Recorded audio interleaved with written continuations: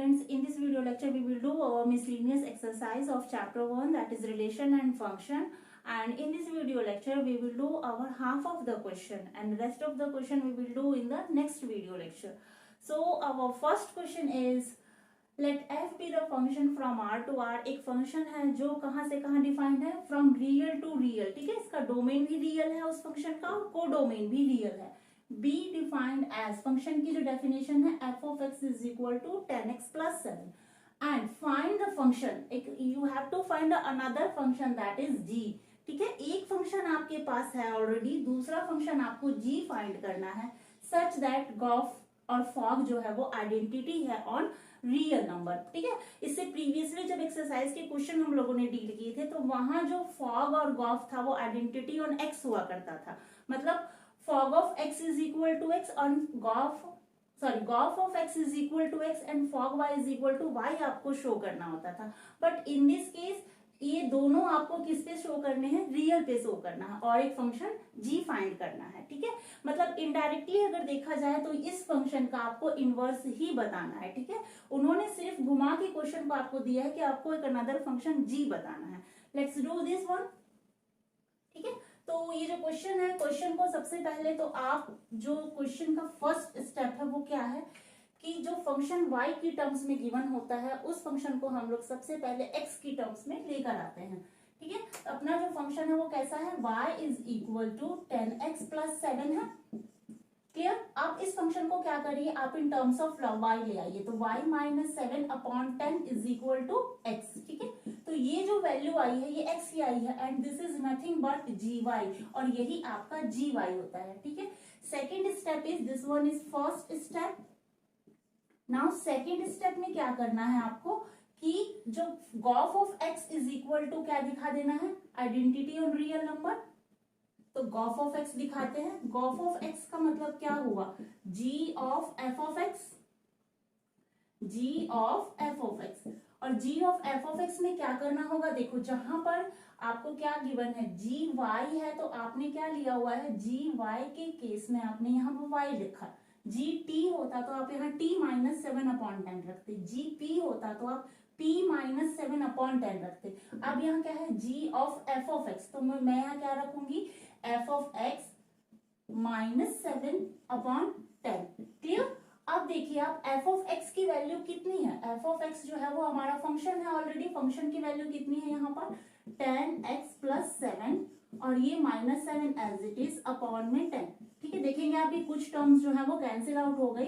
तो यहाँ कितना बचा, 10x अपॉन 10. तो कैंसिल होके मुझे क्या मिला, इज इक्वल टू x. यानी आपने क्या देखा, गॉफ में x रखने पर x मिल गया. और ये x क्या है, x is nothing but x जो है वो आपका बिलोंग्स टू रियल नंबर. ठीक है, यहाँ जो भी आपको लेना है वो रियल एलिमेंट ही लेना है. सिमिलरली y जो होगा वो भी एक रियल नंबर ही होगा. ठीक, नाउ फाइंड, आपको क्या फाइंड करना है, फॉग y. फॉग y कैसे फाइंड करेंगे, f of gy. f of gy में मतलब क्या हुआ, देखो f ऑफ x था तो 10x था, f t होता तो 10t होता. ऐसे ही f gy है तो यहाँ पर कितना होगा, आपको क्या मिलेगा, 10 gy प्लस 7 अपॉन में कितना, अपॉन कुछ नहीं है. ठीक है, अब इसको फर्दर सॉल्व कराइए. 10 gy की वैल्यू कितनी है, gy जो है आपके पास होल क्वांटिटी gy कितना है, y माइनस 7 अपॉन 10 है. तो मैं यहाँ क्या करूंगी, gy की वैल्यू को यहाँ पर सब्स्टिट्यूट कराइए, y माइनस 7 अपॉन 10 और ये प्लस 7 एज इट इज. अब देखिए 10 से 10 तो कैंसिल हो गया, यहाँ पर क्या मिलेगा, y minus 7 plus 7 cancel out होके क्या मिला, यहाँ पर बचा आपके पास y एलिमेंट बच गया. यानी ये जो y आपने रखा आपको क्या मिल गया, y मिल गया. तो आपने क्लियरली देखा जो सेकंड स्टेप में गॉफ x रखने पर x, फॉग y रखने पर y मिला और ये x और y क्या है, ये दोनों क्या है, रियल है.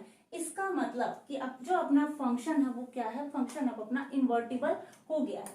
तो जब फंक्शन इन्वर्टिबल हो जाता है इसका मतलब क्या होता है, फंक्शन इज इन्वर्टिबल. इन्वर्टिबल का देखो दो मतलब भी होता है. इन्वर्टिबल होना मतलब फंक्शन का 1 और ऑन टू दोनों होना. तो यहाँ मुझे 1 और ऑन टू प्रूव करके नहीं दिखाने की जरूरत है. आइडेंटिटी एलिमेंट रखने के बाद अगर मुझे वही एलिमेंट मिलने लग जाता है तो इसका मतलब अपना जो फंक्शन है वो इन्वर्टिबल है, और फंक्शन इन्वर्टिबल होते ही हम लोग क्या बोल देते हैं कि g is the inverse of f and vice versa f is the inverse of g। तो अपना जो g फंक्शन आता है ना, ये वाला, this function is the inverse of the given function. तो यही gy जो होता है वो गिवन फंक्शन का इनवर्स बन जाता है। लाइक तो gy की वैल्यू कितनी है आपके पास, gy is equal to y minus 7 upon 10 and this is inverse of the function. ठीक है, let's do the next question. Question number second is let f be the function from w to w। w to w का मतलब है जो function है अपना वो whole to whole है, whole number to whole number. ठीक है, be defined as f of n जो है वो क्या है, n माइनस में 1 व्हेन n इज ऑड, और दूसरा फंक्शन जो है वो क्या है, n प्लस में 1 व्हेन n इज इवन। यानी फंक्शन जो है वो यहाँ पर दो तरीकों से डिफाइन किया हुआ है and you have to show that f is invertible, जो अपना फंक्शन है वो क्या हो, इन्वर्टिबल भी हो जाए, and you have to also find the इसका इनवर्स भी आपको बताना है। तो ठीक है, देखो जब फंक्शन दो तरीके से डिफाइंड होता है ना, तो वहां पर कंडीशंस जो है थोड़े और ज्यादा लगने लग जाते हैं, मतलब वहां पर जो है आपको वर्क थोड़ा ज्यादा करना पड़ता है। फंक्शन को 1 1 और ऑन टू दिखाने के लिए आपको 2 केस या 3 केस भी लेने पड़ते हैं कई बार। तो देखते हैं इसको, मैं एक बार केस लेती हूँ जब मेरा फंक्शन जो है, यानी जो दो नंबर हैं इस W सेट के, वो क्या होंगे, दोनों के दोनों नंबर क्या होंगे, ऑड होंगे। ठीक है, तो let's take the case 1। Case 1 when x1, यानी दो नंबर हमें 1 1 दिखाने के लिए क्या करना होता है, दो नंबर सिलेक्ट करना होता है, कहां से, W के सेट से। ठीक है, let x1 and x2 be the even number. ठीक है, मैंने क्या सिलेक्ट कर लिया, दोनों जो नंबर मैंने लिए हैं वो इवन ले लिए हैं। अगर मैंने दोनों नंबर इवन लिए हैं तो मेरा फंक्शन कौन सा चलेगा, f of n is equal to n plus 1।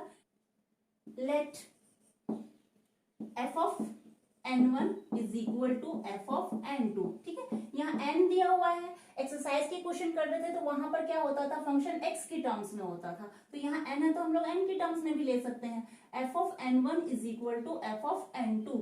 ठीक है, इसका मतलब क्या हुआ कि जो मेरा फंक्शन है अभी मुझे कौन सा कंसीडर करना है, इवन का केस लेना है, तो इवन में ये वाला फंक्शन काम करेगा, तो मैं लिखूंगी n1 plus 1 is equal to n2 plus 1। ठीक है, आप क्लियरली देख सकते हैं कि 1 से 1 कैंसिल हो गया, विच इंप्लाइज व्हाट कि n1 जो है वो n2 के इक्वल है, that means our function is 1 1। Now case second case लेते हैं। सेकंड केस में फिर से मुझे दो एलिमेंट सिलेक्ट करने होंगे, कहां से, W के सेट से, तो आप फिर से लिखेंगे let x1 and x2 be the two odd number. अभी इवन लिया था, अब मैं वो दोनों नंबर कैसे लेने वाली हूँ, दोनों ऑड नंबर लेने वाली हूँ। तो ऑड नंबर लेते ही केस कौन सा चलेगा, आपका केस हो जाएगा ऑड के केस में ये वाला फंक्शन चलेगा। तो let f1 f of n1 is equal to f of n2 हो जाए मेरा। देखते हैं क्या ऐसा हो पाता है, अगर इमेज सेम है तो एलिमेंट जो है n1 और n2 इक्वल आना चाहिए। लेट्स सी, तो यहाँ आ जाएगा n1 minus 1 is equal to n2 minus 1। यहाँ माइनस 1 से माइनस 1 कैंसिल हो गया, विच इंप्लाइज व्हाट कि n1 जो है वो n2 के इक्वल है। तो इस केस में भी मेरा जो फंक्शन है अभी तक 1 1 बना हुआ है। Let's take the case third case में देखते हैं क्या होता है। व्हेन चलो ऐसा लिख लेते हैं, व्हेन x1 इज ऑड, एक नंबर में क्या लूंगी इस W के सेट के डोमेन में से कि एक ऑड होगा एंड x2 जो होगा वो मेरा इवन होगा। ठीक है, एक नंबर इवन और एक जब ऑड सिलेक्ट करते हैं तो देखते हैं कैसा केस बनता है। ऑड के केस में कौन सा चलेगा फंक्शन, ये वाला चलेगा n1 माइनस 1, और इवन के केस में फंक्शन चलेगा ये वाला n2 प्लस 1। ठीक है, तो यहाँ पर क्या हो जाएगा n1 minus n2 is equal to, देखो ये बदल जाके ऐड हो गया, 2 दिया, मतलब एक ऑड नंबर और एक इवन नंबर। ये अपना कैसा नंबर है, ये नंबर हमारा ऑड है और ये नंबर कैसा है, इवन है। तो कभी भी ऑड और इवन का डिफरेंस 2 आ ही नहीं सकता, आप खुद भी चेक कर सकते हैं। कोई ऑड नंबर उठा लो, ऑड नंबर 7 ले लो, और कोई इवन नंबर ले लो 6, तो 7 और 6 का जब सब्सट्रैक्शन करोगे तो कितना मिलेगा, 1 मिलता है। ठीक है, बट आपको क्या मिला, 2 2 मिला, दैट मीन्स व्हाट कि ये जो केस थर्ड है ये आप कंसीडर ही नहीं कर सकते हैं. This case is not possible. ये केस हो ही नहीं पाएगा, क्योंकि कभी भी इवन नंबर और ऑड नंबर का जो डिफरेंस आता है वो ऑलवेज 1 आता है, बट यहाँ पर क्या आ रहा है, 2 आ रहा है. सिमिलरली अगर आप केस 4 भी लेंगे, x1 को इवन और x2 को ऑड लेंगे तो वहां भी यही सिचुएशन आएगी. ठीक है, तो केस 4 करके दिखाने की कोई जरूरत ही नहीं है, केस थर्ड में ही क्लियर हो गया है. इसका मतलब कि हमारा जो फंक्शन है वो सिर्फ केस 1 और केस 2 के लिए ही एप्लीकेबल है. ये फंक्शन, ये जो हमने केस 3 लिया है तो पॉसिबल ही नहीं है. दैट्स मीन्स कि हम लोग कह सकते हैं कि अब हमारा फंक्शन जो है वो 1 1 भी है.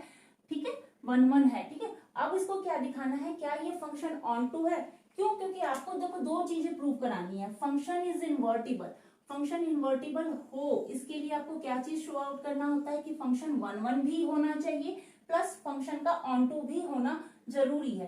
तब उसके बाद आप क्या निकालेंगे, इस फंक्शन का इनवर्स निकालेंगे. अगर ऐसा हो जाता है तो ये जो फंक्शन आता है ना, मेरा करके दिखाती हूँ. अभी पहले ऑन टू की बात करते हैं.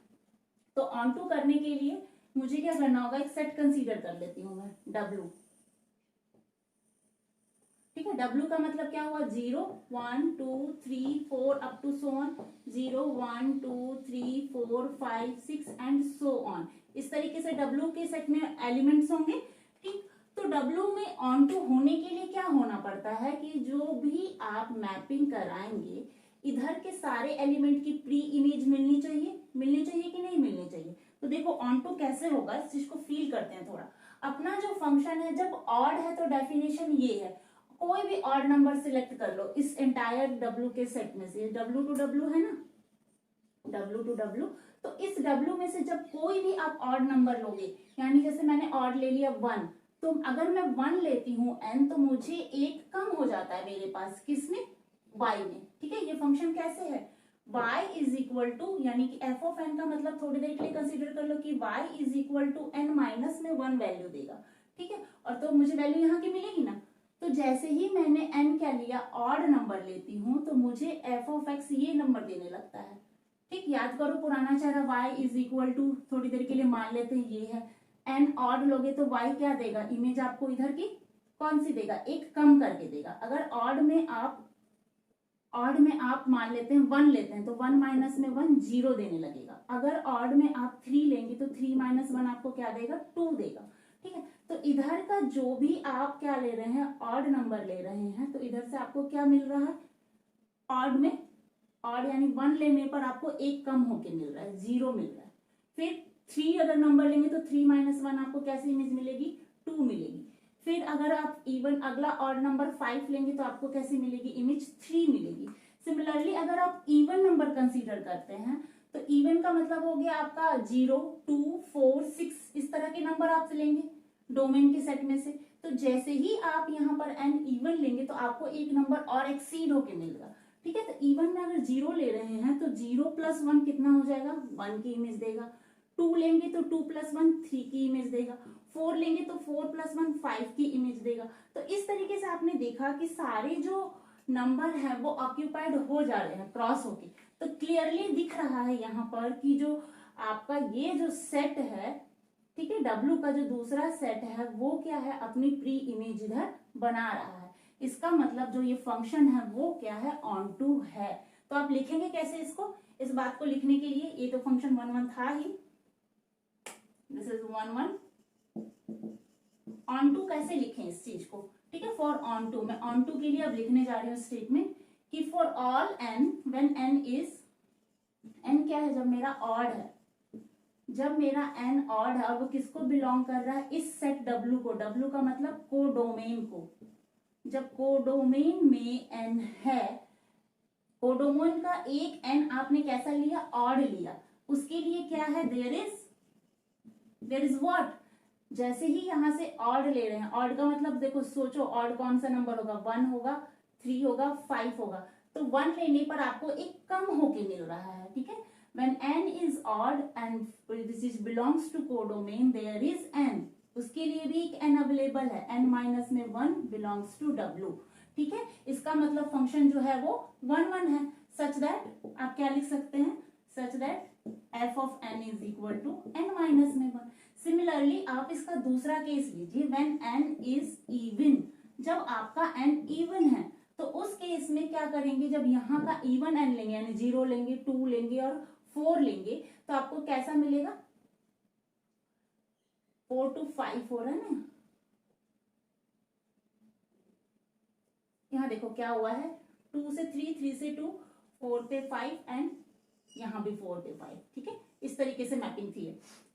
क्रॉस होके सारे एलिमेंट क्या हो रहे थे, ऑक्यूपाइड हो रहे थे। जब यहाँ का n क्या लिया आपने, इवन लिया, इवन का मतलब कौन सा हुआ, अब की बार आपने 2 ले लिया, 0 लिया और कौन सा नंबर लिया, 4 लिया।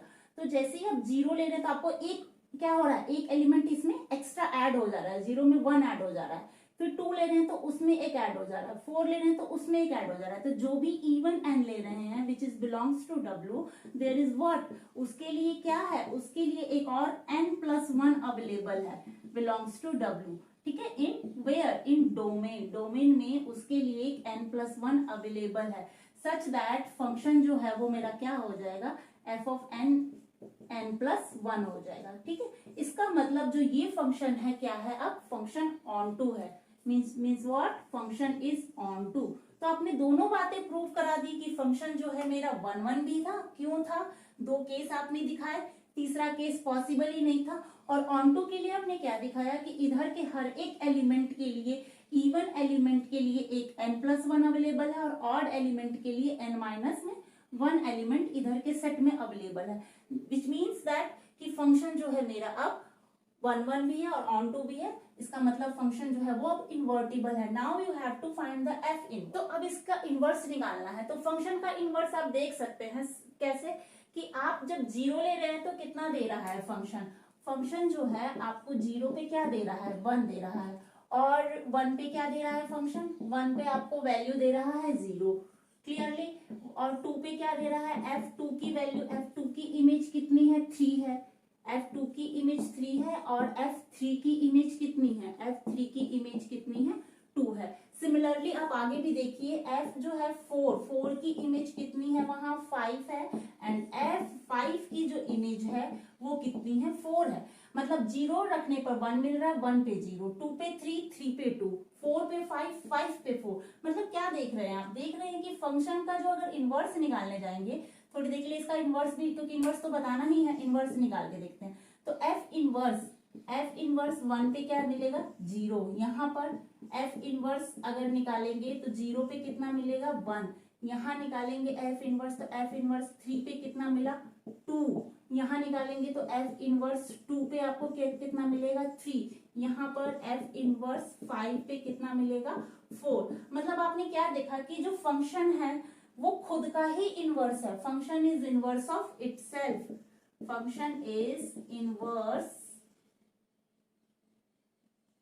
ऑफ इटसेल्फ, फंक्शन यहाँ पर खुद का ही इनवर्स ऑक्यूपाई किए हुए है, क्लियर। और अगर आप ऐसा नहीं दिखाना चाहते हैं तो आप डायरेक्टली ये भी बात लिख सकते हैं कि फंक्शन का अगर इनवर्स लिखना है ना तो f इनवर्स की जो वैल्यू है आप डायरेक्ट भी लिख सकते हैं, क्या लिख सकते हैं, gn जो है, क्योंकि फंक्शन जो इनवर्स हम लोग बताते थे अभी तक वो g के टर्म्स में बताते थे, तो आप क्या लिखेंगे यहाँ, gn is equal to n-1 when n is odd, ठीक है। और दूसरा इनवर्स इसका क्या होगा, gn when n+1 when n is even. तो ये भी आप इनवर्स इस तरीके से भी दिखा सकते हैं, ठीक है। तो इसका मतलब भी क्या हुआ कि function is inverse of itself, इस लाइन का भी मतलब वही निकल कर आया, function is inverse of itself.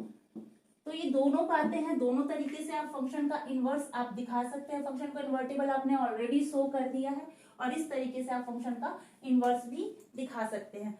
Before that pause the video and note down. Question number 3 is, if f is a function from R to R, real to real defined है function, और definition function की ये है x square minus 3x plus 2, and you have to find that f of x, ठीक है। It's very easy question, बहुत ही ज्यादा आसान क्वेश्चन है ये। देखो आपको क्या फाइंड करना है, f of x, ठीक है। तो यहाँ पर f of x की डेफिनेशन ये है, आपको f into F of x लेके चलना है ना, तो ठीक है। तो जहां जहां x है वहां वहां क्या हो जाएगा, देखो ये फंक्शन कैसा हो जाएगा, f इंटू इस x के प्लेस पे क्या आया है, एफ ऑफ एक्स ही तो है, तो जहां जहां x था वहां वहां क्या रखते चलेंगे हम लोग, एफ ऑफ एक्स। तो ये हो जाएगा एफ ऑफ एक्स का होल स्क्वायर। देखो ये x की जगह क्या रखा मैंने, एफ ऑफ एक्स, फिर -3 x के प्लेस पे फिर से क्या रखूंगी मैं, एफ ऑफ एक्स, क्लियर, और ये प्लस का 2। अब आपको क्या करना, एफ ऑफ एक्स की वैल्यू जो गिवन है उसको एज इट इज यहाँ डाल दीजिए। एफ ऑफ एक्स कितना गिवन है, एक्स स्क्वायर -3x प्लस 2, ठीक है, इसका होल स्क्वायर हो जाएगा और -3 times of F of x. F of x कितना है, एक्स स्क्वायर -3x प्लस 2 और ये वाला प्लस 2 एज इट इज, ठीक है। बस फर्दर अब इसको सॉल्व कर देना है। यहाँ कैसे सॉल्व होगा, इसको सॉल्व करिए, इसका फॉर्मूला लगाइए, A square A plus B plus C का स्क्वायर का फॉर्मूला क्या होता है, A plus B plus C का होल स्क्वायर का फॉर्मूला क्या होता है, A square plus B square plus C square plus 2 times of A B twice of B C, A B B C plus twice of A C, clear, A B B C then A C, ये होता है आपका ए plus B plus C का whole square का formula. तो यहाँ भी यही फॉर्मूला लगेगा। तो जब मैं इसका स्क्वायर करूंगी तो कितना मुझे मिलेगा, ए का स्क्वायर एक्स की 4, फिर इसका स्क्वायर करूंगी तो ये नेगेटिव पॉजिटिव हो जाएगा तो 9x स्क्वायर, फिर इसका स्क्वायर करेंगे तो 4 मिलेगा। ऐसे ही 2, तो 2 टाइम्स ऑफ ए बी तो कितना हो जाएगा, ये -2 3 जा 6x क्यूब, फिर this into this in 2 times of this 2 2 जा 4 4 3 जा 12 -12x। देन नाउ 2, देखो ए स्क्वायर बी स्क्वायर सी स्क्वायर हो गया, 2ab हो गया, 2bc हो गया। अब क्या करना है, 2ac करना है, यानी 2a इंटू सी प्लस कितना मिलेगा, 2 2 एक्स स्क्वायर, ठीक है। ये तो हुआ यहाँ का, देखो ये ab का मल्टीप्लाई, फिर bc का, फिर ये ca का। नाउ अब इसको कराते हैं, -3x square minus minus plus 3 3 जा 9x एंड प्लस 6 3 2 जा -6 आएगा और यहाँ पर आ जाएगा +2। अब आपको क्या करना है, कुछ टर्म्स को कैंसिल आउट करते हुए चलिए, कैसे होगा, कुछ कुछ कैंसिल होगा इसमें से, देखिए क्या क्या कैंसिल आउट होता है। x की 4 तो एज इट इज, ठीक है, this is the greatest power, and यहाँ पर 9x square and 4x square, देखो यहाँ पर कितना मिलेगा, इन दोनों केस में 4x square -3x square, x square यहाँ मिला और यहाँ पर 9x स्क्वायर, 9x स्क्वायर, और यहाँ पर आपको मिलता है पॉजिटिव x स्क्वायर, तो ये हो गया 10x स्क्वायर। और यहाँ पर आप देखिए आपको मिला, देखो यहाँ पर माइनस का -6 और ये +2 एंड +4, ये होल क्वांटिटी कैंसिल हो जाएगी, क्लियर। अब बचा x क्यूब वाला, तो ये हो गया -6x cube as it is. अब इसको सॉल्व कराइए, -12x और +9x, दिस इज -3x, ठीक है। अब फर्दरली क्या करना है, इसको बस रीअरेंज कर देना है, x की 4, ठीक है, इसके पावर को ऑर्डर वाइज अरेंज करिए, फिर यहाँ आ जाएगा क्यूबिक टर्म, फिर यहाँ आ जाएगा स्क्वायर वाला टर्म, देन यहाँ -3x, ठीक है। तो आपको बस इस क्वेश्चन में इतना ही करना था, it's very easy question. Let's do the next question. Fourth question में कहता है, show that the function R2 this one, ठीक है, मतलब एक फंक्शन है जिसका डोमेन क्या है, पूरा रियल है, और जो को डोमेन है वो कैसे डिफाइंड है, उसमें जो x है आपके एलिमेंट वो -1 से तो ग्रेटर है और 1 से लेसर है, मतलब उस सेट के अंदर, उस रियल सेट के अंदर जो वैल्यू है -1 से बड़ी और कहां तक, +1 से छोटी, यानी जो इंटरवल है कहां से कहां तक लाइज कर रहा है, -1 से जो x है वो बड़ा है और किससे छोटा है, 1 से छोटा है, इसी के बीच के जो एलिमेंट है रियल के, आपको इस सेट के अंदर वही लेना है, ठीक है। ये भी रियल का ही सेट है, बट इसके अंदर ये जो है ना वैल्यूज जो है, -1 से जितनी छोटी वैल्यूज है, +1 से जितनी बड़ी वैल्यूज है, उनको एक्सक्लूड किया हुआ है, ठीक। ये तो था सेट। और फंक्शन की जो डेफिनेशन है वो कैसे है, f of x is equal to this one and x belongs to real is 1 1 and onto. आपको क्या प्रूव कराना है कि जो फंक्शन है वो आपका 1 1 भी हो और ऑन टू भी हो। तो 1 1 होने के लिए क्या होना पड़ेगा, मुझे इसको x1 और x2 के दो एलिमेंट लेके चलने होंगे और उनको 1 1 शो कराना होगा। बट देखो यहाँ भी फंक्शन जो है वो दो तरीके से डिफाइंड है, कुछ पॉजिटिव पे फंक्शन की डेफिनेशन अलग है और नेगेटिव पे फंक्शन की डेफिनेशन अलग है, तो यहाँ भी केसेस लेकर ही काम करना होगा। तो फर्स्ट केस मैं ले रही हूं, case first, when x is greater than and equal to 0। x1 जो मैंने एलिमेंट लिया है वो 0 से बड़ा ले लिया है, एंड x2 जो है वो एलिमेंट भी मैं क्या कर रही हूँ, उसको भी मैं 0 से बड़ा ले लेती हूँ, यानी दोनों एलिमेंट जो है वो 0 से बड़े ले लेते हैं और 0 के इक्वल। तो इस केस में क्या होगा, जब दोनों 0 से बड़े होंगे तो उस केस में ये वाली फंक्शन की डेफिनेशन चलेगी। तो इसको लीजिए, क्या लिखेंगे आप, let f of x1 is equal to f of x2, है ना। और ये x1 x2 कहाँ के नंबर है, x1 एंड x2 जो है, x2 and x1 belongs to R। यहाँ पर दोनों जो नंबर है वो आपने रियल सेट के लिए हुए हैं, ठीक। अगर उनकी मैपिंग एक है, दैट मीन्स एलिमेंट जो है, जो भी एलिमेंट सिलेक्ट किया है आपने वो भी इक्वल आना चाहिए। तो इसको दिखाएंगे कैसे, x1 upon 1 plus x1 is equal to x2 upon 1 plus x2। Clear. अब इसको क्या कराना है, क्रॉस करा के देखिए, विच इम्प्लाइज व्हाट, जब क्रॉस कराएंगे तो कितना मिलेगा, यहाँ होगा x1 plus x1 x2 is equal to x2 plus x1 x2। Clear. तो आप देखेंगे यहाँ पर ये टर्म कैंसिल हो गई, तो x1 की वैल्यू किसके इक्वल आ गई, x1 is equal to x2 हमारा आ गया, ठीक है। तो फंक्शन तो इस तरीके से क्या हुआ, 1 1 हो गया। अब केस 2 लेकर देखते हैं, केस 2 में क्या होता है। केस 2 में मैं दोनों वैल्यूज को, दोनों जो x1 x2 सिलेक्ट करूंगी, x1 वो भी 0 से छोटा और x2 वो भी 0 से छोटा लेके देखते हैं इस बार ये वाला केस।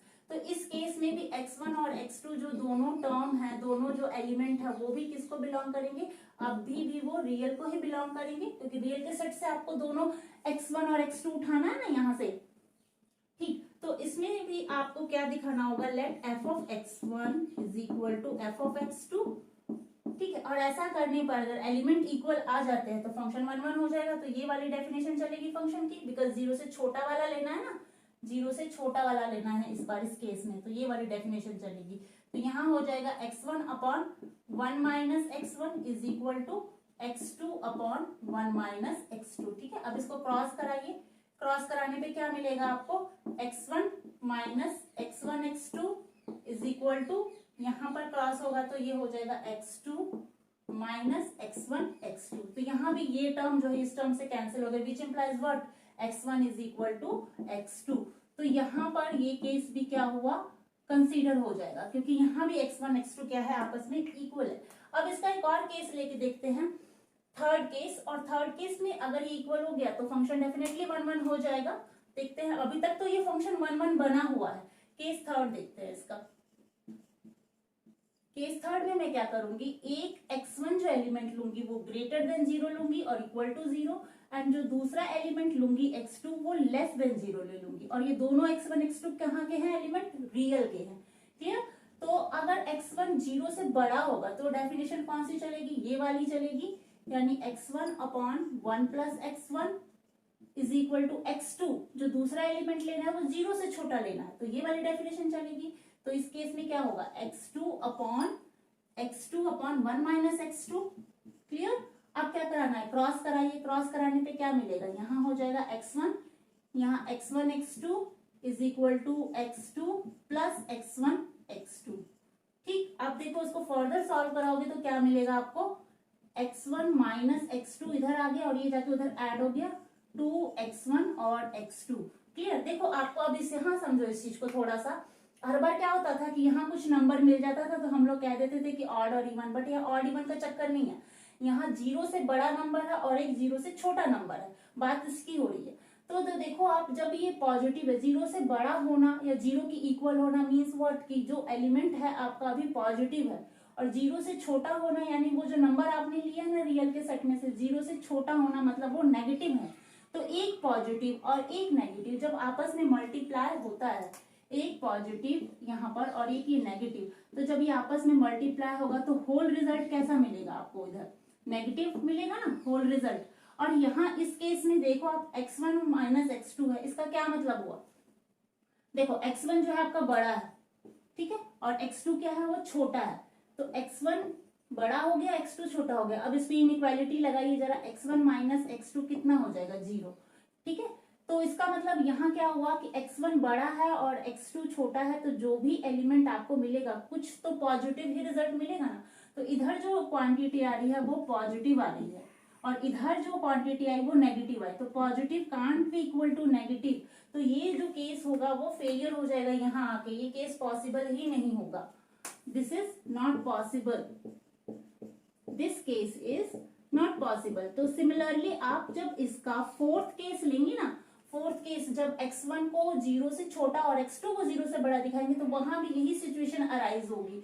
तो इसीलिए मैंने सिर्फ केस थर्ड ही दिखा के छोड़ दिया, चाहे तो केस फोर्थ भी यहाँ पर दिखा सकते हैं, ठीक है। तो ये केस तो हम लोग कंसीडर ही नहीं करेंगे। तो बचे जो केस हमारा केस 1 और केस 2, यहाँ पर मेरा फंक्शन 1 1 बना हुआ है, तो इस केस में मैं क्या कह दूंगी कि फंक्शन इज 1 1, अपना जो फंक्शन है वो कैसा है 1 1 है।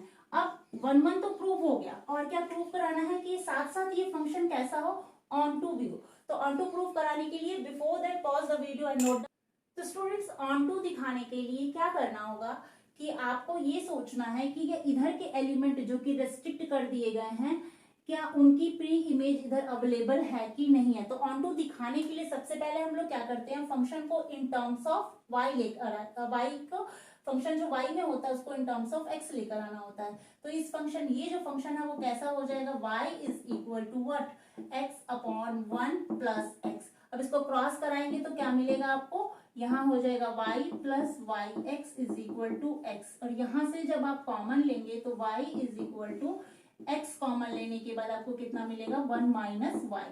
तो x की वैल्यू कितनी आ गई इस केस में, y अपॉन 1 माइनस वाई, ठीक है। सिमिलरली अगर आप इस केस को सॉल्व करेंगे तो y कितना है यहाँ पर, x अपॉन 1 माइनस एक्स, ठीक है। क्रॉस कराइए इसको, क्रॉस कराने के बाद कितना मिलेगा, y minus y x is equal to x. और इस केस में जब y उधर जाएगा तो इसमें से x कॉमन लेते ही कितना मिलेगा मुझे 1 प्लस वाई, और x की वैल्यू कितनी आ जाएगी इस केस में, y अपॉन 1 प्लस वाई, ठीक है। तो ये तो था फंक्शन को ऑन टू कराने के लिए इन टर्म्स ऑफ x आपने फंक्शन को चेंज कर लिया, ठीक है।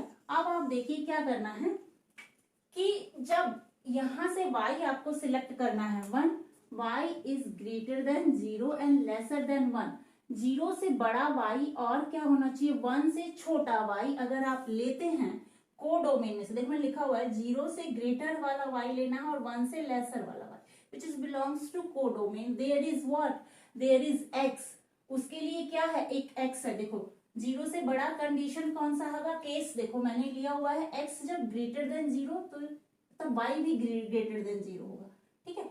x 0 से बड़ा होगा तो उस केस में y भी 0 से बड़ा होगा, तो फंक्शन की डेफिनेशन ये वाली चलेगी, ठीक है। और इसको कैसे आपने रिजॉल्व किया है in terms of x, this. तो अगर आप कोई भी y उठा ले यहाँ से 0 से बड़ा और 1 से छोटा, क्योंकि देखो 1 से छोटा लेना होगा, 1 यहाँ पर 1 तो रख नहीं सकते, तो 1 से छोटा छोटा कोई भी एलिमेंट यहाँ से उठा के रख लीजिए, 0.5 0.7 0.8 कुछ ना कुछ x आपको मिलने लगेगा। कहाँ मिलेगा वो, इधर, इधर कुछ ना कुछ प्री इमेज आपको मिलने लगेगी। तो आप क्या बोलेंगे, when y is greater than 0 and less than 1 in codomain there is x, उसके लिए एक x अवेलेबल है, वो x क्या है, x is equal to y upon 1 minus में y, और ये कहाँ को बिलोंग कर रहा है, ये बिलोंग तो कर रहा है रियल को, बट कहाँ पर है ये एलिमेंट जो है वो आपका डोमेन में प्रेजेंट है, ठीक है। सच दैट व्हाट, कि फंक्शन जो है वो आपका कैसा हो जाएगा, अब इस पर f of x is equal to x upon 1 plus x, ठीक है। तो ये जो फंक्शन था आपका ऑन टू हुआ। अब बात करते हैं सेकंड की, second case when x is less than 0, जब x 0 से छोटा है तब y भी 0 से छोटा है। अब आप इन एलिमेंट्स के बारे में सोचेंगे, जब x क्या है, ठीक है, कौन सा एलिमेंट लेना है, y आप कहां से सिलेक्ट करेंगे, कोडोमेन से, जिसकी वैल्यू -1 से तो बड़ी है बट 0 से छोटी होगी। कोडोमेन का एलिमेंट लेंगे, there is what, there is x, उसके लिए एक x अवेलेबल है, ये वाला x, ठीक है। x की वैल्यू कितनी आई, y upon 1 plus y, belongs to कहाँ, ये सेट कहाँ पर है, डोमेन में, और ये किसको बिलोंग करेगा, this element belongs to what, real number, इस सेट के अंदर है ये एलिमेंट, सच दैट फंक्शन जो होगा आपका कैसा हो जाएगा इस बार, F of x is equal to x upon 1 minus में x, ठीक है। तो ये फंक्शन क्या हो गया, इस तरीके से आप इसको मैथमेटिकली दिखाएंगे कि फंक्शन जो है वो मेरा ऑन टू कैसे हुआ है। तो hence we can say that our function is on to. Now Let's do the next question. Before that, pause the video and note down. Question number 5th is, show that the function from R to R given by f of x is equal to x cube. Function आपको given है and you have to show that the function is injective. Injective proof कराना मतलब function को 1 1 दिखाना है। Function को 1 1 दिखाने के लिए एफ ऑफ एक्स लिखिए, कितना गिवन है आपका, f of x is equal to x cube. ठीक है, तो let x1 and x2 be the two numbers, be the two real numbers, x1 and x2 be the two real number। मैंने वो दो नंबर कैसे select करने हैं, real, क्योंकि सेट अपना कैसा है, रियल टू रियल डिफाइंड है। ठीक, तो डोमेन का कोई भी एक रियल नंबर लीजिए, अगर वो एक इमेज देता है, 1 एलिमेंट 1 इमेज, तो फंक्शन 1 1 है। ठीक है, तो देखते हैं कैसे होगा ये। If f of x1 is equal to f of x2, अगर ऐसा होता है तो विच इम्प्लाइज वर्ड, जो फंक्शन की डेफिनेशन होती है वो कैसे हो जाएगी, f of x1 cube is equal to x2 cube. ठीक है, तो यहां पर आप देख सकते हैं कि x1 की वैल्यू कितनी आ गई, x2 के इक्वल आ गई, हैंस फंक्शन इज 1 1। ठीक है, देखो कई बार हम लोग क्या करते हैं, यहाँ पावर अगर 4th होती है तो हम लोग वहां प्लस और माइनस लेके चलते हैं, x की power 4 is equal to x की पावर 4 हो, और क्या हो, x square is equal to x square. मतलब जब इवन पावर होता है तो वैल्यू इस तरीके से मिलती है। देखो ये स्क्वायर इसके ऊपर जाएगा, square root of x square, तो स्क्वायर रूट देने की वजह से मुझे क्या दे देता है, प्लस माइनस देता है। इवन के केस में ऑलवेज प्लस माइनस होके मिलता है, बट ऑड के केस में डायरेक्टली मुझे वो एलिमेंट मिल जाता है। अगर यहाँ पर 5 होता तो भी x1 is equal to x2 होता, 7 होता, अगर पावर मतलब ऑड पावर अगर 7 होता तो उस केस में भी मुझे x1 is equal to x2 ही मिलता। तो डोंट गेट कंफ्यूज, ये दोनों में थोड़ा सा फर्क है। तो फंक्शन जो है वो अपना क्या हो गया, यहाँ पर 1 1 हो गया। बस आपको यही प्रूव कराना था, इंजेक्टिव होना मतलब 1 1 होना। ठीक है, now let's do the next question. Question number 6 is, function from n to z, function जो है n टू z है। देखिए फंक्शन जो f ऑफ x है वो क्या है, n to z, natural set से इंटीजर पर है। And g is a function, जो दूसरा फंक्शन है g वो z टू z है, इंटीजर टू इंटीजर है। You have to show that gof is injective, यानी जब आपको गॉफ जो आप बनाएंगे ना, जब आप गॉफ बनाएंगे तो आपको कैसा होना चाहिए, गॉफ आपका क्या हो जाए, इंजेक्टिव हो जाए, यानी गॉफ फंक्शन जो हो वो 1 1 हो। But g is not injective, यानी जो g फंक्शन है, ये वाला फंक्शन जो यहां से यहां पर मैपिंग करा रहा है अपनी, ये क्या हो, 1 1 नहीं हो। g is not injective and Gauff is injective, यही बात प्रूव करानी है। तो इसका सॉल्यूशन देखते हैं कैसे करना होगा। तो सबसे पहले मैं दिखा देती हूँ कि g is not injective, g जो है वो मेरा इंजेक्टिव कैसे नहीं है। देखो f ऑफ x का डेफिनेशन ये है, g ऑफ x की डेफिनेशन ये है। मुझे g ऑफ x को दिखाना है ना नॉट इंजेक्टिव, यही फंक्शन है ना मेरा मॉडुलस x, और ये क्या है, ये तो x ही है। ठीक है, g ऑफ x कितना है, यहाँ मॉडुलस x है, और f ऑफ x कितना है, x है। तो मुझे दो नंबर सिलेक्ट करने होंगे इसके डोमेन में से। ठीक है, g जो फंक्शन है, इस g फंक्शन का डोमेन कौन है, ये इंटीजर है और को डोमेन ये है। तो g फंक्शन के डोमेन में से दो नंबर कैसे लेने होंगे, let x1 and x2 be the two integer. कैसा लेना होगा, मुझे दो इंटीजर उठाना होगा, यानी x1 एंड x2 वो दोनों एलिमेंट किसको बिलोंग करेंगे, इंटीजर के सेट में से बिलोंग करेंगे। और इसके लिए अगर मैंने ये दो इंटीजर के नंबर उठाए हुए हैं, if f of x1 is equal to f of x2 है, अगर इमेज सेम है, विच मीन्स दैट कि 1 1 होने के लिए जो एलिमेंट z में से उठाए हैं वो भी इक्वल ही होने चाहिए। क्या ऐसा होता है, लेट्स सी, देखते हैं। आपका जो फंक्शन है वो किस में डिफाइन है, मॉडुलस की टर्म्स में है। तो f of x1 is equal to f of x2 हो गया, विच इम्प्लाइज व्हाट, कि mod of x1 is equal to modulus of x2 होना चाहिए। तो इसके लिए सबसे पहले क्या करो ना, आप दो इंटीजर ले लो, लेट x1 थोड़ी देर के लिए ले लो -2 एंड x2 को ले लो आप +2। दो इंटीजर है ना, -2 और +2 दो ले लेते हैं। तो x1 में मैंने क्या ले लिया, -2 ऑफ मॉडुलस, एंड x2 में मैंने ले लिया +2 ऑफ मॉडुलस। ठीक है, आपने क्या देखा, यहाँ मॉडुलस में जब कोई भी क्वांटिटी नेगेटिव होती है तो बाहर आके क्या मिलती है, पॉजिटिव मिलती है। तो आपने क्लियरली देखा कि जो इमेज है वो तो इक्वल आ गई, but x1 is not equal to x2। x1 की वैल्यू x2 के इक्वल नहीं है, x1 is not equal to x2। तो जब एलिमेंट ही सेम नहीं है तो मैपिंग कैसे इक्वल आ सकती है? -2 पे भी आपको 2 मिल रहा है और +2 पे भी आपको क्या मिल रहा है? 2 ही मिल रहा है, यानी दो एलिमेंट की एक इमेज आ गई। जबकि 1 होने के लिए 1 एलिमेंट 1 इमेज होना चाहिए। तो function is not injective, means g is not 1 जी जो है वो अपना 1 नहीं है। इंजेक्टिव मीन्स 1 भी होता है ना, बताया था। अब बात करते हैं गॉफ इज इंजेक्टिव। गॉफ को मुझे क्या प्रूव कराना है? गॉफ को 1 प्रूव कराना है। तो देखो गॉफ फंक्शन जब आप लिखोगे तो उसके डोमेन में कौन सा एलिमेंट चलेगा? उसके डोमेन में ये वाला एलिमेंट चलेगा। फंक्शन इज करेक्ट लिखा है मैंने, फंक्शन अपना ठीक है। तो गॉफ के लिए मुझे कौन सा सिलेक्ट करना होगा? ये डोमेन होगा और को डोमेन वो होगी। तो देखते हैं कैसे गॉफ आप दिखाएंगे। फॉर गॉफ, अब गॉफ की इंजेक्टिविटी के ऊपर बात करते हैं। तो गॉफ फंक्शन लिखने के लिए आपको क्या लेना होगा? डोमेन में एक्स एलिमेंट लेना होगा और वो एक्स कहाँ का होगा? यहाँ का, नेचुरल का। ठीक है, ये सेट किसका है? नेचुरल नंबर का है। तो गॉफ ऑफ एक्स आप लिखेंगे g of f of x। Clear? g of f of x means what? f of x क्या है? f ऑफ x x ही है।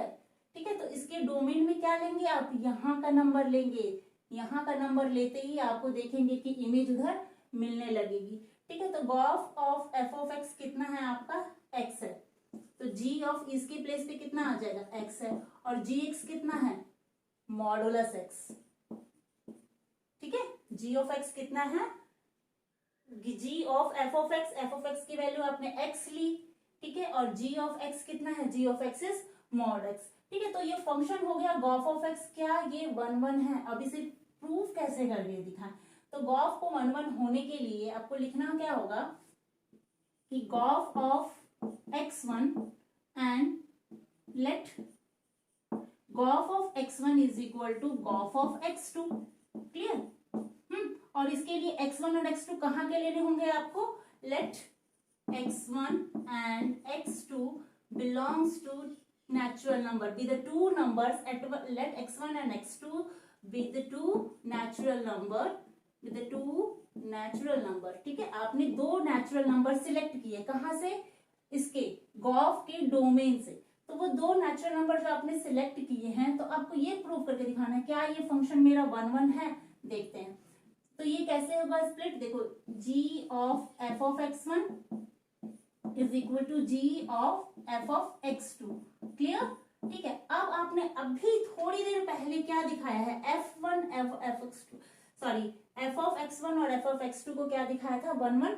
अच्छा, ये फंक्शन जो था g फंक्शन जो था वो मेरा क्या था? यहाँ पर g लिख लेना बाबू, क्योंकि आपको g फंक्शन के ऊपर बात हो रही है ना, तो यहाँ पर आएगा आपका g वाला फंक्शन चल रहा था ना, मैंने यहाँ पर f लिख दिया था। क्लियर? ठीक है, अच्छा वो हम लोगों ने देख लिया, g इज नॉट इंजेक्टिव। अब बात हो रही है गॉफ की। तो गॉफ में मुझे ये चीज में कहां से लाऊं? ये चीज f of x1 is equal to f of x2। ठीक है, यहाँ हमने g की बात की थी। ठीक है, उसको ठीक कर लेना नोटबुक पे। यहाँ पर देखो g फंक्शन को 1 दिखाने के लिए मुझे g का डोमेन लेना था ना, तो फंक्शन भी g की टर्म्स में चलना था उस टाइम पे। अब बात कर रहे हैं कि f of x1 is equal to f of x2 है या नहीं है। ठीक है, इसको डायरेक्ट में कैसे लिख दूं? g ऑफ x1 और g ऑफ x2 ऐसा कर दूंगी तब ना मेरा एलिमेंट क्या होगा? x1 is equal to x2 आ जाएगा। गॉफ मेरा जो होगा वो इंजेक्टिव हो जाएगा। बट ऐसा करने के लिए मुझे f of x1 f of x2 को क्या दिखाना होगा? 1 दिखाना होगा। तो ये 1 है। कैसे है 1 भाई? देखो ना, f of x1 is equal to कैसा है? अब इस सेट की बात करो। ठीक है, इस सेट को आप भूल जाओ, इस सेट की बात करो f ऑफ x1 की। इस इंटायर सेट में आप देखोगे कि fx डोमेन में से जो भी x आप लोगे आपको वही मिलेगा। 1 लोगे तो 1 दे देगा, 2 लोगे तो 2 देगा, 3 लोगे तो 3, 4 लेने पर 4, और इस तरीके से ये सारे नेचुरल नंबर का जो इमेज है वो कोडोमेन में आपको मिलने लगेगा। दैट मीन्स व्हाट कि ये जो फंक्शन है f ऑफ x ये 1 है। ठीक है, g 1 नहीं था, अभी आपने दिखाया ना g 1 नहीं है, यहाँ पर प्रूफ करके भी दिखाया। अब आपको ये बात दिखानी है कि गॉफ जो है वो क्या हो? वो भी 1 हो। क्लियर? तो गॉफ को 1 होने के लिए मुझे हेल्प लेनी पड़ी इसकी f फंक्शन की। तो f फंक्शन तो ऑलरेडी 1 है, बिकॉज f is 1 1, क्योंकि f 1 1 है इसलिए ही आपने g of f of x1 को क्या लिख दिया, g of x1 is equal to g of x2, which means that कि x1 is equal to x2। और ऐसा अगर हो जाता है, मैपिंग सेम आती है और एलिमेंट भी सेम हो जाता है, इसका मतलब जो गॉफ फंक्शन है वो क्या है मेरा 1 1 है, गॉफ इज 1 1। ठीक है, यही बात प्रूव करानी थी कि गॉफ इंजेक्टिव हो।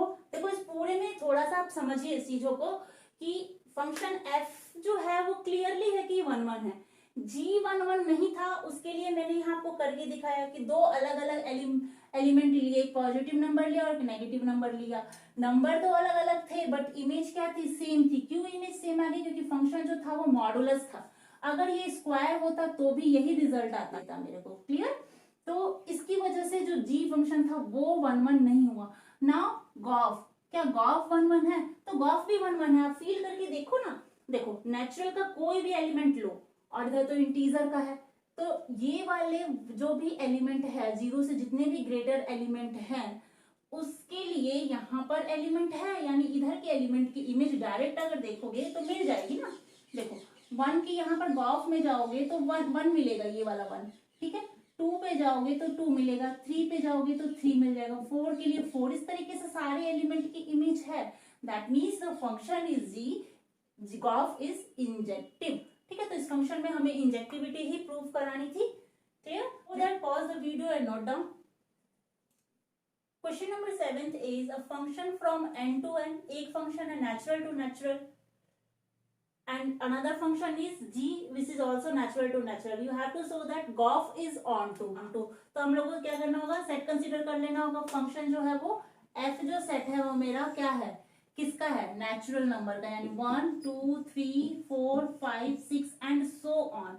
एंड g जो है वो कैसा है, उसके डोमेन के एलिमेंट कैसे हैं, g के अंदर भी नेचुरल ही है, यानी पूरा सेट जो है वो नेचुरल टू नेचुरल है, 4 5 6 एंड सो ऑन। और जो तीसरा है अपना सेट, ये भी n है, ये भी n है, ये फंक्शन f ऑफ x के तहत है, और this one is g of x। ये फंक्शन जो है वो g ऑफ x है, 1 2 3 4 5 6 एंड सो ऑन। ठीक है, तो इस तरीके से ये सेट है। f ऑफ x जो है वो कैसे डिफाइंड है, x plus 1। g of x की डेफिनेशन 2 दी हुई है, when x is greater than 1 then you have to take this one, when x is equal to 1 तो आपको 1 ही ले लेना है। ठीक है, आपको बताना है कि f is not onto, जो f ऑफ x है वो कितना है, f ऑफ x फंक्शन है मेरा x प्लस 1 और g ऑफ x फंक्शन यहाँ डिफाइन किया हुआ है। तो x प्लस जो ये फंक्शन है, यानी यहां से यहां तक इस सेट की अगर मैं बात करूं तो मुझे प्रूव कराना है कि फंक्शन जो है मेरा ऑन टू नहीं है। और ऑन टू प्रूव कराने के लिए क्या होना चाहिए, इधर के एलिमेंट की इमेज इधर मिलनी चाहिए, एक भी एलिमेंट को डोमेन में से छूटना नहीं चाहिए, तब तो मेरा फंक्शन वन क्या होता है, ऑन टू होता है। तो ऑन टू प्रूव कराने के लिए जो फंक्शन f ऑफ x है, सबसे पहले अभी मैं इस सेट की बात कर रही हूँ इतने दूर तक की, ठीक है, क्योंकि फंक्शन f ऑफ x यही है और f को आपको ऑन टू प्रूव नहीं कराना है। तो जो गिवन फंक्शन है, सॉल्यूशन देखते हैं इसका क्या होगा। जो गिवन फंक्शन है आपका क्या है, y is equal to x plus 1, y की टर्म्स में, इसको x की टर्म्स में लेकर आइए, तो x की वैल्यू कितनी हो जाएगी, y माइनस 1।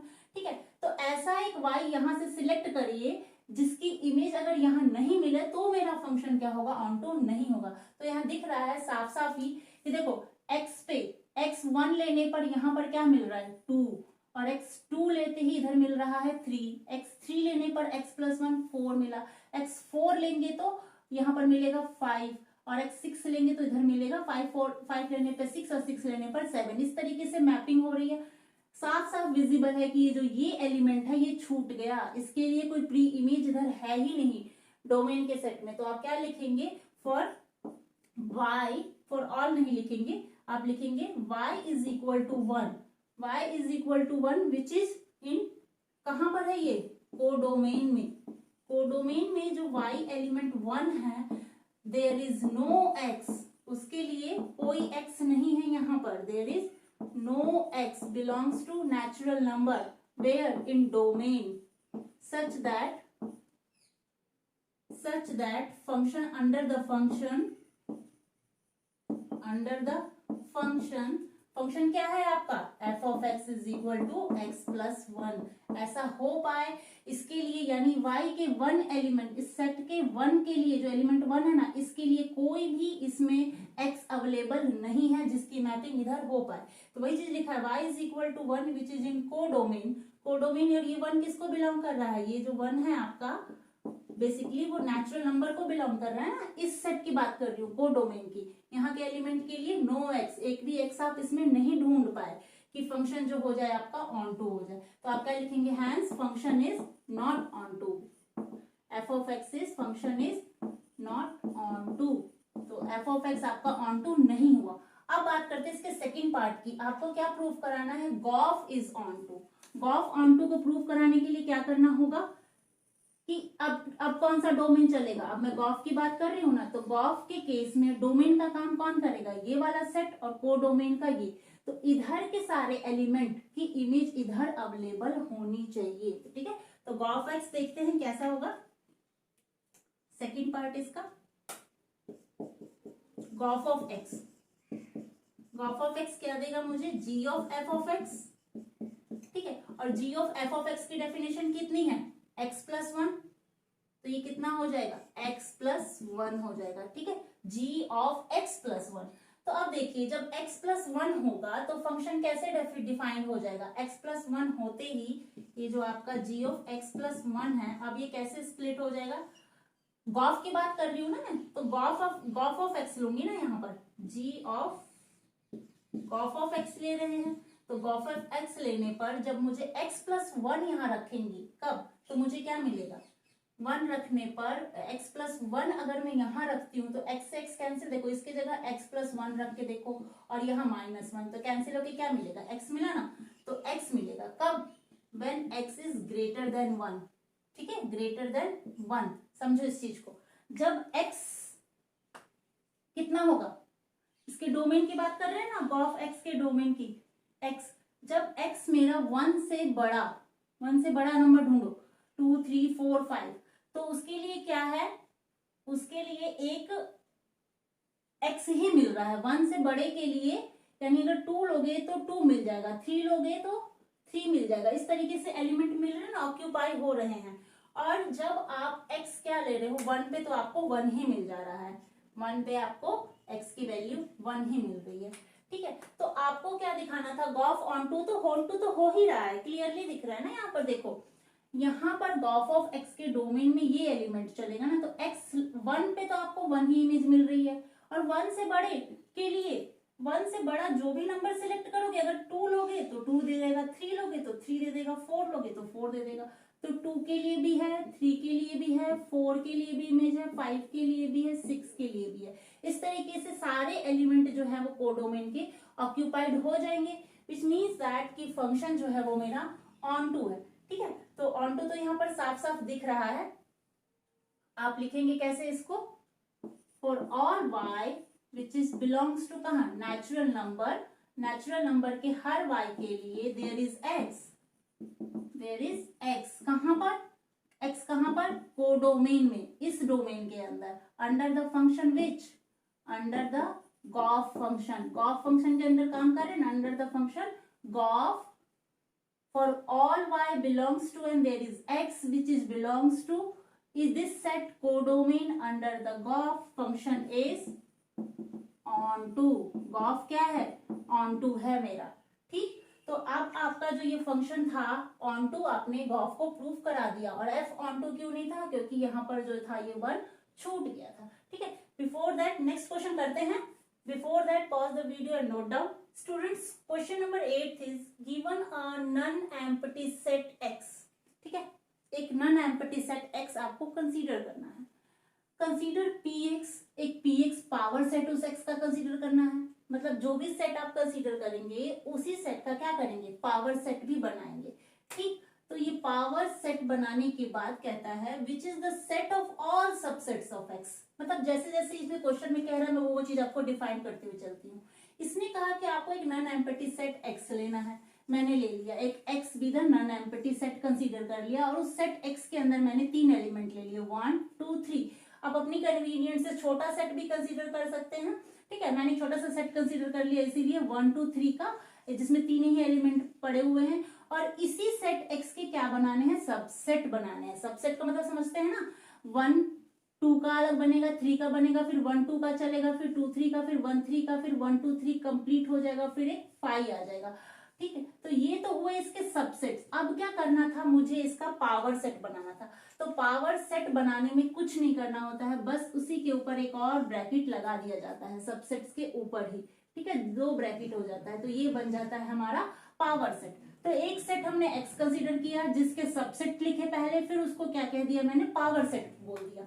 पावर सेट बनाने के बाद कहता है डिफाइन द रिलेशन आर। आपको एक ऐसा रिलेशन डिफाइन करना है इन पी एक्स, यानी इस पावर सेट में से एक ऐसा रिलेशन आपको दिखाना है such that A and be in P x, मतलब वो जो भी आप एलिमेंट इसमें से चुनेंगे ना, वो ए बी टाइप के होंगे, और वो ए बी कहाँ के होंगे, पी एक्स में से। इसी में से ए और बी, कोई भी ए और कोई भी बी आपको सिलेक्ट कर लेना है रैंडमली, और वो जो आप ए और बी उठाएंगे उनका रिलेशन कैसा होगा, ए इज बी से तभी रिलेटेड होगा if and only if A is a subset of B. यानी इसमें से जो 2 एलिमेंट आप उठाएंगे उसमें से एक मतलब एक जो एलिमेंट होगा, सेट होगा, वो दूसरे का क्या होगा, सबसेट होगा। ठीक है, तो आप किसी को भी ए बोल सकते हैं, किसी को भी बी, सिर्फ कंडीशन ये है कि वो जो आप उठा रहे हैं वो दूसरे का क्या हो, सबसेट होना चाहिए। अगर ऐसा हो जाता है, और आपको साथ साथ ये भी प्रूव करना है, is R an equivalence relation on this set, power set X पे क्या जो ए और बी रिलेटेड है वो एक इक्विवेलेंस रिलेशन डिफाइन कर भी पाते हैं क्या नहीं। तो उसके लिए देखते हैं करना कैसे होगा। इक्विवेलेंस होने के लिए रिलेशन को रिफ्लेक्सिव, सिमेट्रिक एंड ट्रांजिटिव, तीनों कंडीशन को फुलफिल करना होता है। तो रिफ्लेक्सिव तो ये हो जाएगा, साफ साफ पता चल रहा है क्यों हो जाएगा, let A is related to A. क्यों मैंने ऐसा लिखा, A is related to A, क्योंकि रिफ्लेक्सिव के लिए अगर आप 1 लोगे, ठीक है, 1 को 1 से ही रिलेट कराओ, 1 को 1 से जब रिलेट कराओगे इसका मतलब क्या होगा, 1 जो है 1 का सबसेट है। तो देखो रिलेशन लेना तो है, 2 ए और बी सिलेक्ट तो कर लेना है, बट रिफ्लेक्सिव होने के लिए क्या होना चाहिए कि मतलब दोनों एलिमेंट सेम होने चाहिए। ऐसा ही 2 के केस में भी होगा, 2 और 2 क्या होगा, आपस में रिलेटेड होगा, होगा कि नहीं। इस तरीके से एक पावर सेट बनेगा, इसका भी एक पावर सेट बनेगा। इसी तरीके से आप 3 3 का बना सकते हो, 3 3 आपने ले लिया और इसको क्या किया, पावर सेट के अंदर रखा। तो ये जितने भी पावर सेट इस तरीके से बनेंगे, क्योंकि उसने कहा है A be in power set of P x, यहीं के होने चाहिए एलिमेंट, और वो आपस में एक दूसरे से रिलेटेड कब होंगे, जब ए जो होगा बी का सबसेट होगा। तो आप यहाँ क्लियरली देख सकते हैं क्या दिख रहा है यहाँ पर कि हर एक एलिमेंट जो है वो क्या है, एक दूसरे का सबसेट है, because every set is a subset of itself. Her set अपने का सबसेट होता है, और बड़े से बड़े वालों का तो ऑब्वियसली होता है, जैसे कि 1 है, 1 का सबसेट है, और यही 1 जो है वो इसका भी सबसेट है, 1 एंड 2 का भी सबसेट है। ठीक है, और यही 1 जो है वो आपका 1 2 और 3 इसका भी सबसेट है, समझे। तो बात करते हैं ए इज रिलेटेड टू ए, इसका क्या मतलब हुआ कि ए जो है वो ए से रिलेटेड है, इसका मतलब हुआ कि ए इज अ सबसेट ऑफ ए। यही कंडीशन है ना, ए और बी आपस में रिलेटेड कब होंगे, जब ए सबसेट होगा बी का।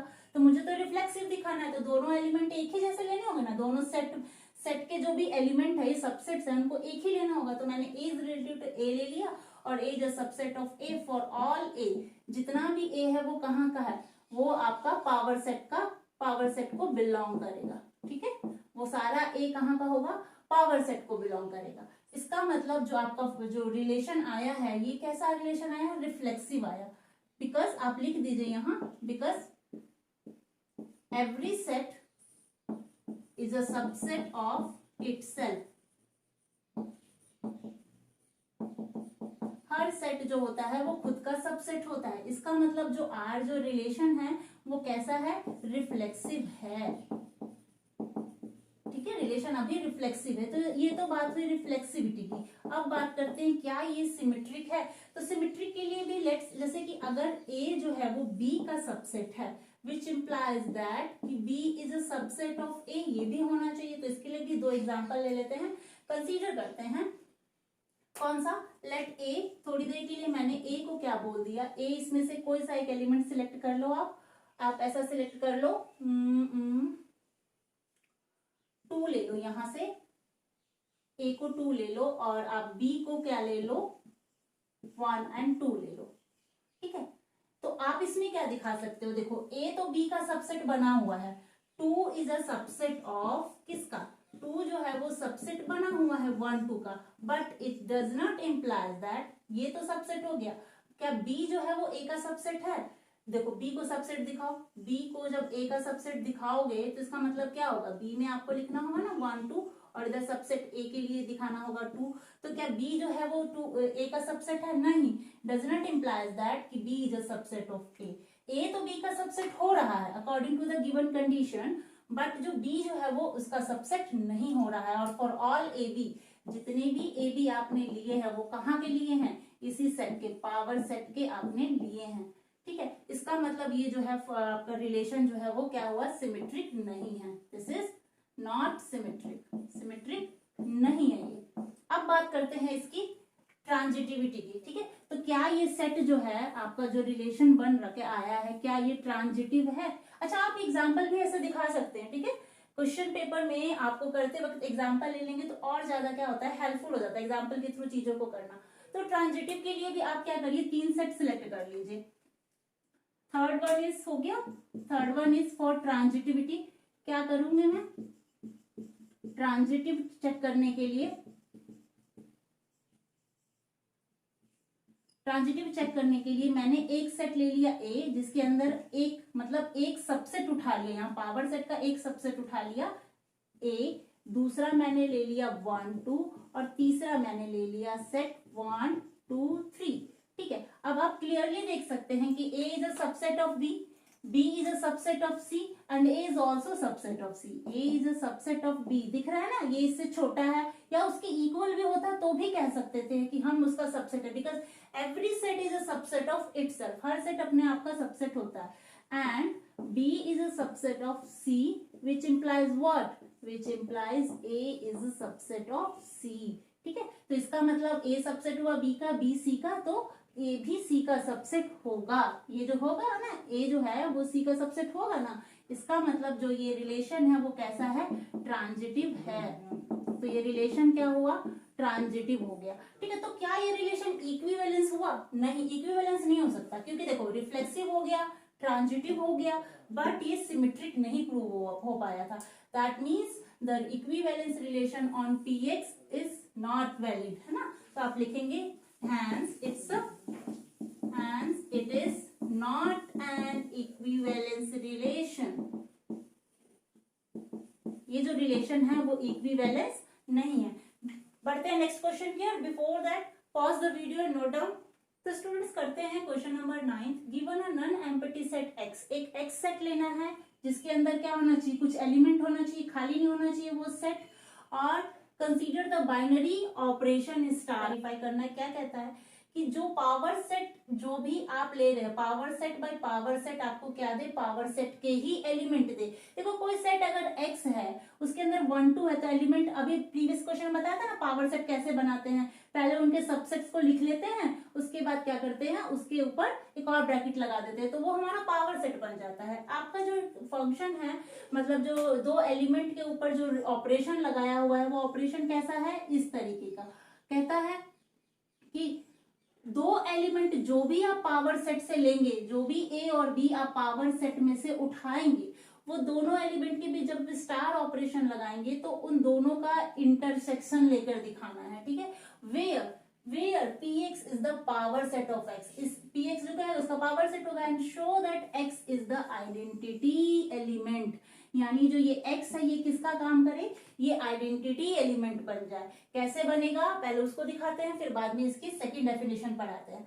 तो ठीक है, सॉल्यूशन कैसे दिखाएंगे इसका कि X मेरा आइडेंटिटी एलिमेंट बन जाए। तो याद करो बाइनरी ऑपरेशन में बताया था आपको कि अगर A को मैं किसी एलिमेंट A को अगर E के साथ ऑपरेट करा दूं और मुझे वापस से A मिल जाए, या फिर E को अगर मैं A के साथ ऑपरेट कराऊं और फिर से मुझे A मिल जाए, तो उस केस में जो ये E होता है वो कैसा हो जाता है, E is the identity element हो जाता है। कौन सा एलिमेंट हो जाएगा, E आइडेंटिटी एलिमेंट हो जाएगा। तो आपका जो डेफिनेशन है क्वेश्चन में वो कहता है कि आपको दो इसमें से उठाने हैं, तो लेट्स सपोज दैट मैंने जो ले लिया ए मैंने ले लिया 2 एंड बी जो मैंने कंसीडर किया दैट इज 1 एंड 2, और मुझे इन दोनों का ऑपरेशन कराना है। कैसे? ए इंटरसेक्शन बी, क्योंकि ए स्टार बी कैसे डिफाइंड है? ए इंटरसेक्शन बी डिफाइंड है ना। तो अगर आप ए का और बी का इंटरसेक्शन करा दे और वापस से आपको क्या मिल जाए? एक्स मिल जाए, तो आपको क्या हो जाएगा? वो आइडेंटिटी एलिमेंट का काम करने लगेगा। तो देखते हैं ए स्टार बी जो है वो कैसे डिफाइंड है? ए इंटरसेक्शन बी, ठीक है। और ए आपने किसको लिया है? 2 को लिया है। मैं एक एग्जांपल के थ्रू समझाने की कोशिश कर रही हूँ। और इंटरसेक्शन बी, बी किसको लिया है? 1 एंड 2 को लिया है। अब जब आप इसका इंटरसेक्शन करेंगे तो क्या मिलेगा आपको? देखिए, इसका इंटरसेक्शन करने के बाद जो आपको मिल रहा है वो मिल रहा है 2, और यही तो बात आपने प्रूव करानी थी। कैसे? देखो, इसी चीज को और दूसरे तरीके से समझो कि ए आपने लिया और उसके साथ ऑपरेटेड करा दिया किसको? एक्स को। ए का इंटरसेक्शन अगर एक्स के साथ कराओगे तो आपको अगर क्या मिल जाए? वापस से ए मिल जाए, तो एक्स मेरा आइडेंटिटी बन जाएगा। देखो, ए क्या है? 2 है, और एक्स क्या है? ये बी क्या है? इस B is what? Nothing but X ही है। ये बी क्या है? यहाँ पर एक्स ही है, ठीक है। और ए का और एक्स का जब आपने इंटरसेक्शन किया, this is A and this one is x, intersection करोगे तो छोटा वाला मिलेगा, ए मिला ना आपको वापस से। तो ए का एक्स के साथ इंटरसेक्शन कराने पर भी ए मिला, और एक्स का अगर ए के साथ इंटरसेक्शन कराएंगे तो भी आपको ए ही मिलेगा। और अगर ऐसा हो जाता है तो ये जो एलिमेंट है वो क्या बन जाता है? आइडेंटिटी एलिमेंट बन जाता है, which implies that x is the identity element. X क्या है मेरा? यहाँ पर आइडेंटिटी एलिमेंट का काम कर रहा है, ठीक है। तो first part is over, and कहता है आगे कि for this operation x is the only invertible element in power set of x with respect to star। मतलब ये बाइनरी ऑपरेशन के तहत जो ये आइडेंटिटी एलिमेंट आया है ना x, यही single and only invertible element हो। तो देखो, इन्वर्टिबल एलिमेंट होने के लिए मैंने क्या बताया था? इन्वर्टिबिलिटी हम लोग कैसे चेक करते हैं? कोई एलिमेंट इन्वर्टिबल होता है तो उस केस में क्या करना होता है?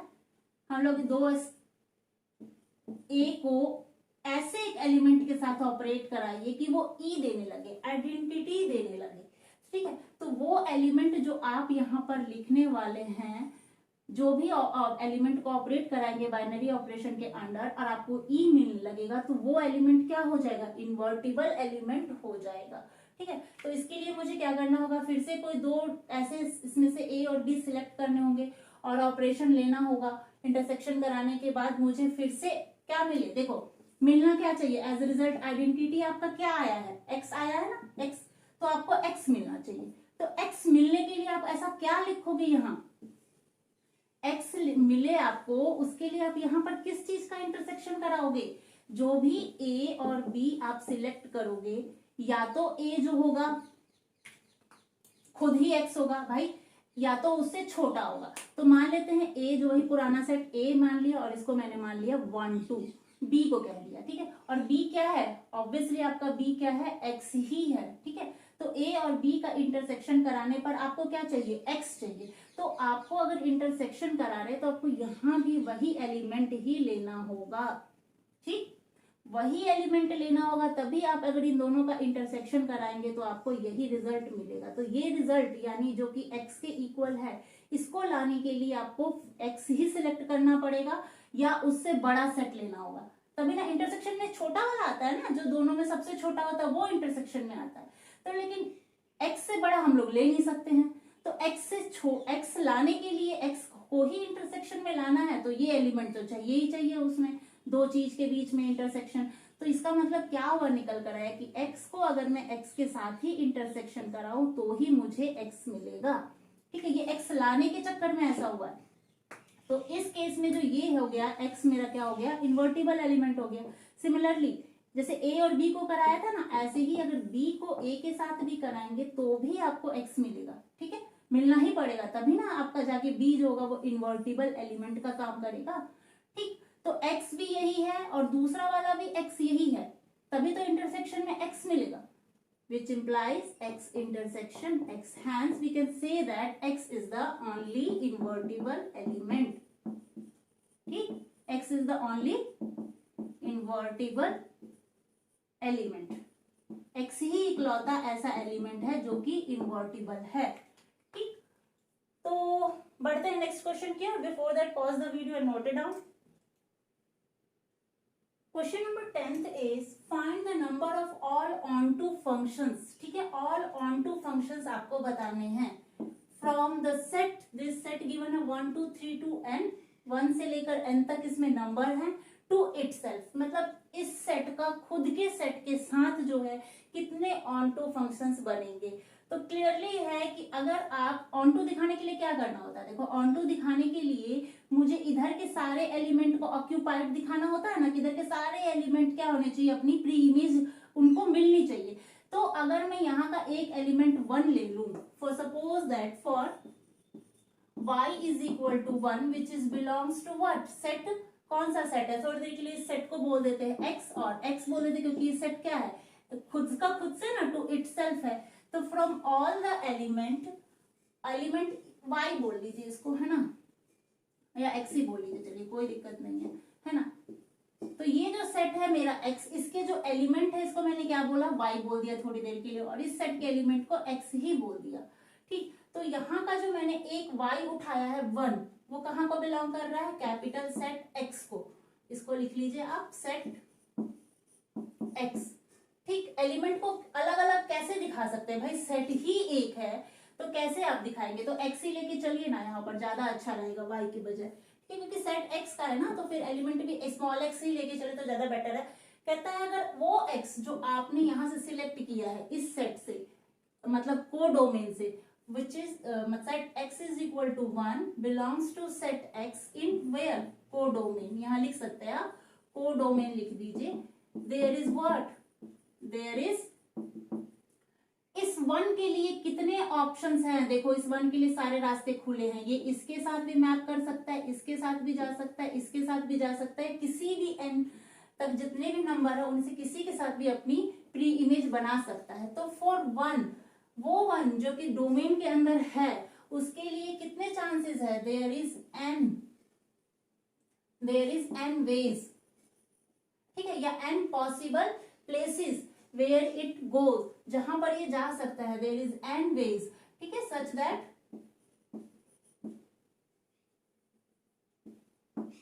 That function is onto, ताकि जो फंक्शन है वो ऑन टू हो पाए। फिर ऐसे ही अगर आप x की वैल्यू अगर 2 ले लें, यानी इस सेट में से अगर 2 ले लेते हैं, और वो किसको बिलोंग करता है, कैपिटल सेट x को, कहाँ का वो एलिमेंट है, को डोमेन का, तो उसके लिए भी कितने ऑप्शंस बचेंगे, देयर इज, अब इस बार जो है उसके लिए n-1 ऑप्शंस अवेलेबल हैं। कितने प्लेसेस हैं, 1 n-1। देखो इसकी तो किसी ना किसी, अगर यहाँ का एक एलिमेंट आप ले रहे हैं तो उसकी इमेज तो इधर किसी ना किसी के साथ तो होगी ना, फिक्स है। तो मिनिमम एक कंसीडर लेके चलते हैं कि इस एलिमेंट ने इसके इधर के एक एलिमेंट के साथ अपनी इमेज बना ली है, तो जो रेस्ट ऑफ द एलिमेंट्स बचे उसकी इमेज के लिए तो इधर एक नंबर कम हो गया ना, कम हो गया, इसीलिए मैंने क्या लिखा, n-1 ऑप्शन अवेलेबल। कितने ऑप्शन अवेलेबल है, n-1 ऑप्शन अवेलेबल है, hence function is onto, ताकि फंक्शन जो है वो ऑन टू हो जाए। मुझे इधर के एलिमेंट से मतलब नहीं है, मुझे इधर के एलिमेंट को ऑन टू प्रूव कराने के लिए सारे को ऑक्यूपाइड होना पड़ेगा। अगर मैं थोड़ी देर के लिए x अगर मैं 3 ले लेती हूँ, which is belongs to capital set x which is present in को डोमेन, जो कि को डोमेन का एक एलिमेंट है, उसके लिए भी कितने ऑप्शंस है, देयर इज, उसके लिए अब तीसरा एलिमेंट अगर आप आ गए तो तीसरे के लिए और एक कम हो गया प्लेस यहाँ पर, तो देयर इज n-2 ऑप्शंस।